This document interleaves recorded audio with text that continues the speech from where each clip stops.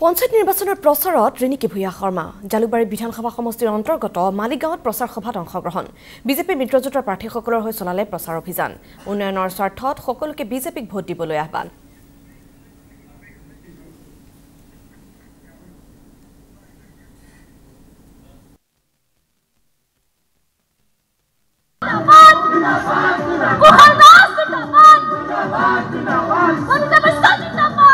মঞ্চত ইতিমধ্যে আসন গ্ৰহণ কৰিছে আৰু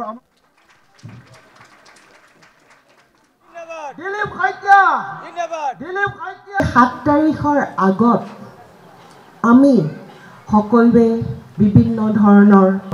মিটিং বিভিন্ন ধৰণৰ বুথত বিভিন্ন ধৰণৰ সৰু সৰু কথা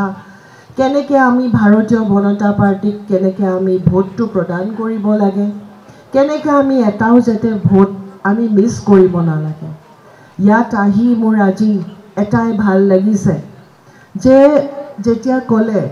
2007 চনত মাজিগাঁও এটা এনেকুৱা অঞ্চল য'ত অকল পদুম ফুল ফুলিছিলে আৰু এই যাত্ৰাটো আমি অব্যাহত কৰি গৈ আছোঁ আৰু ভৱিষ্যতেও আমি যাতে প্ৰত্যেক ঘৰে ঘৰে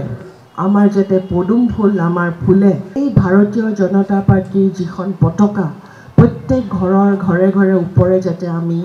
দাঙি ধৰিব পাৰোঁ সেই প্ৰতিশ্ৰুতি স্বৰূপে আজি আমাৰ এই মিটিংখন আজি আমি অনুষ্ঠিত কৰিছোঁ।